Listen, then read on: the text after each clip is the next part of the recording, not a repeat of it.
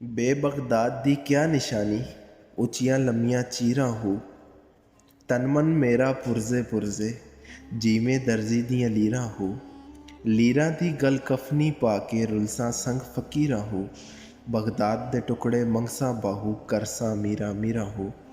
السلام علیکم۔ امام الاولیاء شیخ عبد القادر جیلانی کی کرامات کا ایک دلچسپ واقعہ سنانے جا رہا ہوں۔ آپ سے پہلے گزارش ہے کہ ویڈیو کو اینڈ تک دیکھیں اور چینل کو سبسکرائب کر دیں تاکہ آئندہ آنے والی ویڈیو آپ تک آسانی سے پہنچ سکے۔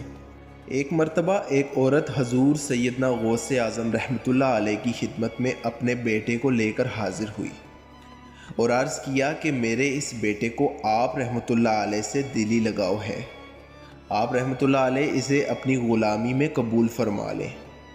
میں اللہ عز و جل اور آپ رحمۃ اللہ علیہ کی خاطر اپنے بیٹے پر اپنے حق کو معاف کرتی ہوں۔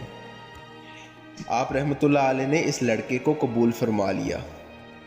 چند روز بعد وہ عورت اپنے بیٹے سے ملنے آئی تو وہ لڑکا آپ رحمۃ اللہ علیہ کے حکم سے مجاہدات میں مشغول تھا اور بے حد لاغز ہو چکا تھا۔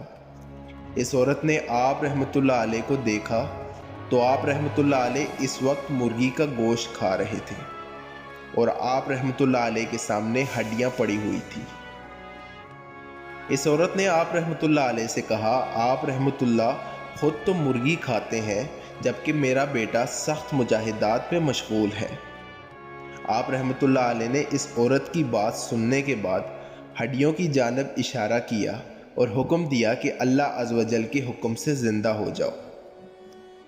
آپ رحمۃ اللہ علیہ کا یہ فرمان تھا کہ ان ہڈیوں سے ایک سالم مرغی زندہ ہو کر کھڑی ہوگی۔